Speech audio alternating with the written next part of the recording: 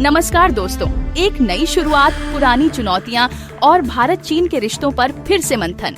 क्या प्रधानमंत्री मोदी और राष्ट्रपति शी जिनपिंग की मुलाकात से गलवान और डोकलाम जैसे मुद्दों का हल निकलेगा? और क्या दोनों देशों के बीच विश्वास का नया दौर शुरू होगा? आइए जानते हैं इस हाई प्रोफाइल बायलैटरल मीटिंग की पूरी कहानी।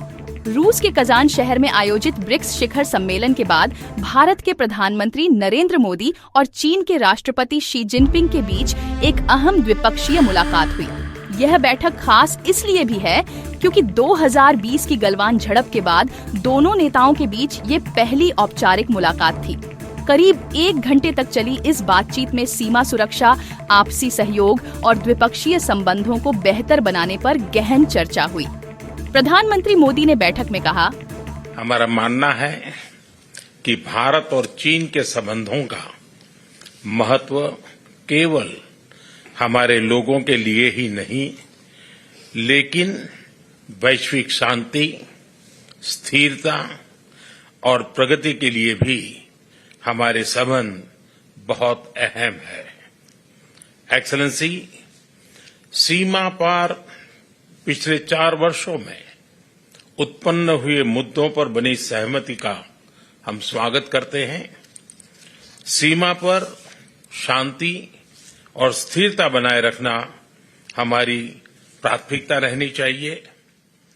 म्यूचुअल ट्रस्ट, म्यूचुअल रिस्पेक्ट और म्यूचुअल सेंसिटिविटी हमारे संबंधों का आधार बने रहना चाहिए। दोनों पक्षों ने इस बात पर सहमति जताई कि सीमा विवाद पर बातचीत के लिए विशेष प्रतिनिधियों की बैठक जल्द ही आयोजित की जाएगी।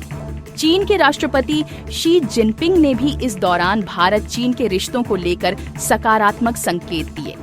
उन्होंने कहा कि दोनों देशों के बीच सहयोग विकासशील देशों के लिए एक आदर्श प्रस्तुत कर सकता है। दोनों देशों के बीच संचार और सहयोग को और बढ़ाने की आवश्यकता है।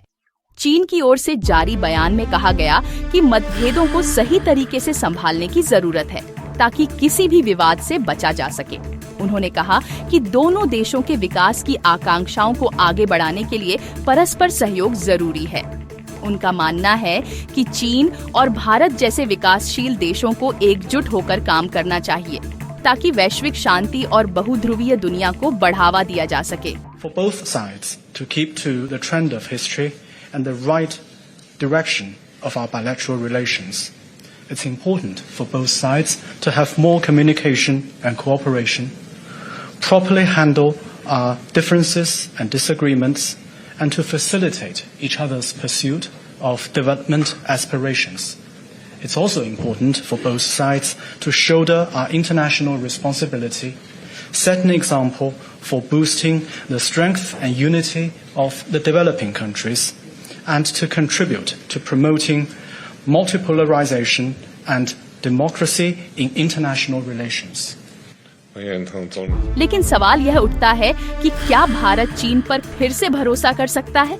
चीन ने 1962 के युद्ध से लेकर डोकलाम और गलवान तक कई बार भारत के विश्वास को ठेस पहुंचाई है। विदेश सचिव विक्रम मिस्री ने इस बारे में कहा कि दोनों देशों के बीच जो कदम उठाए गए हैं वे भरोसे की दिशा में एक सकारात्मक शुरुआत है। उन्होंने कहा कि सीमा पर शांति का रास्ता अब खुल गया है और यह देखना होगा कि आगे दोनों देश इस पर कैसे चलते हैं। वहीं एक सवाल ये भी था कि क्या इस बैठक से LAC पर स्थिति सुधरेगी।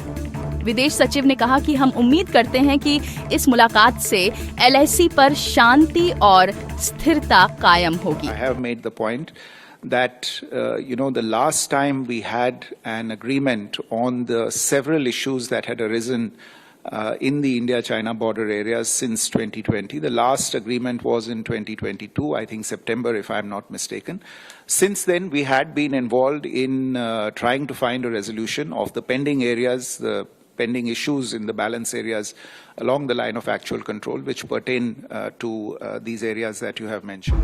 प्रधानमंत्री मोदी और शी जिनपिंग की इस मुलाकात के बाद यह देखना दिलचस्प होगा कि भारत और चीन के बीच संबंधों में क्या नया मोड़ आता है।